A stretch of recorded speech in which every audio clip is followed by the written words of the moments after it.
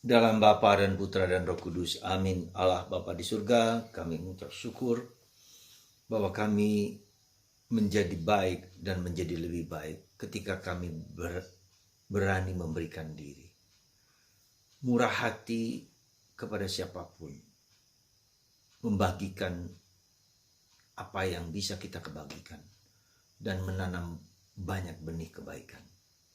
Bantu kami ya Bapa untuk tidak menjadi egois, tapi memberikan apa yang bisa kita berikan.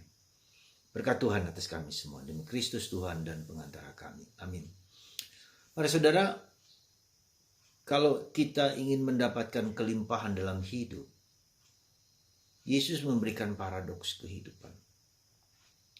Ketika kita ingin mendapatkan keselamatan, ketika kita ingin mendapatkan kebahagiaan, kedamaian, dan ketentraman, tidak ada cara lain kalau kita harus belajar murah hati.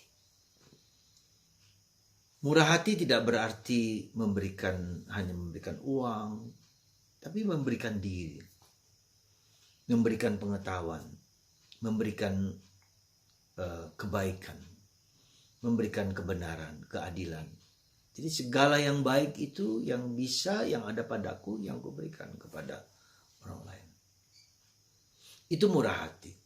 Ya memang tentu salah satunya adalah bahwa kita mungkin memberikan barang, memberikan uang, memberikan kebaikan, memberikan waktu. Itu juga bagian dari murah hati. Dan kita akan diperkaya. Ya. Kita akan diperkaya dan kita akan diberi kemampuan bakat-bakat yang semakin lama semakin tumbuh dan berkembang.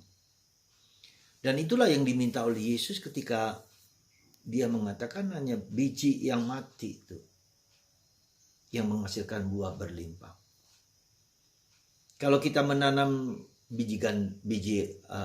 katakanlah biji jagung, tak mungkin dari jagung yang baru itu langsung kita tanam, nggak mungkin. Harus dikeringkan dulu, dipanasi, dikeringkan di matahari, sehingga kemudian dari biji yang bagus itu lalu ditanam menjadi berkelimpahan. Satu biji, lalu pohon jagung. Ada banyak, mungkin 2 atau 3 paling banyak. Tetapi biji itu, bonggol jagung itu banyak sekali biji-bijinya. Demikianlah manusia harus mati, katakan Yesus. Mati terhadap diri sendiri, mati terhadap egois. Mati terhadap kesenangan-kesenangan sendiri. Mati terhadap kemauan sendiri, tetapi berani berkorban, berani membuat orang lain bahagia. Dan itu bisa kita lihat tampak dalam diri para ibu kita semua. Seorang ibu yang pagi-pagi buta menyiapkan makanan untuk anaknya, untuk suaminya, untuk keluarganya, mengorbankan nyawanya, bahkan hidupnya untuk anak yang ada dalam rahimnya. Jadi prinsip ini yang mau ditanamkan oleh Yesus bagi kita, maka Yesus berkorban, melayani. Yesus mengatakan kalau kamu melayani aku, kamu akan dihormati oleh Bapakku. Dan itu yang terjadi pada hari ini dengan Santo Laurentius.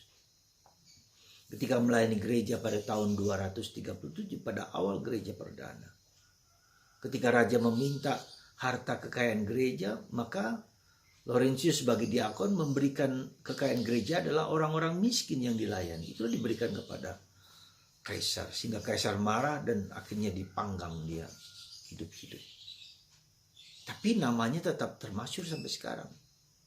Kaisar siapa yang dulu tidak ada lagi. Habis.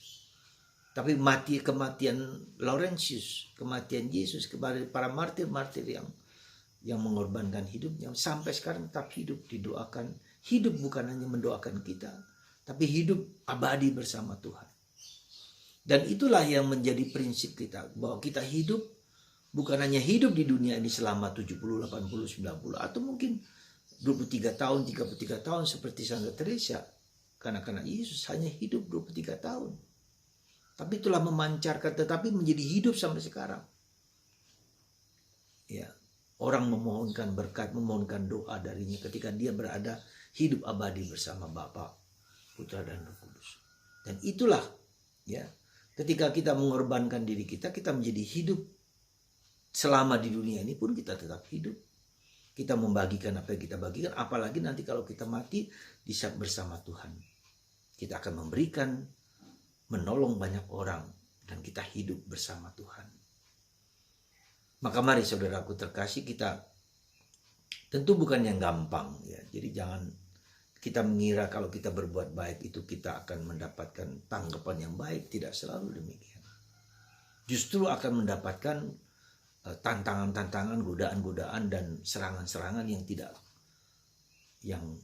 kita sukai, dan itu akan menyakiti hati kita juga. Tapi itulah cara Tuhan untuk menggosok batu dengan batu, ya. Lalu akan menimbulkan bara api, ya, menyala. Ketika keras dicampur keras, ya, maka itu juga akan memancarkan sinar yang baik. Maka mari saudaraku, kita mohon rahmat supaya Tuhan bekerja dalam diri kita, dan kita mau dibentuk oleh Tuhan dengan caranya dan bukan cara kita. Semoga kita semakin murah hati, semakin baik hati, memberikan yang terbaik yang bisa kita berikan. Tuhan memberkati Anda dan saya. Dalam nama Bapa dan Putra dan Roh Kudus.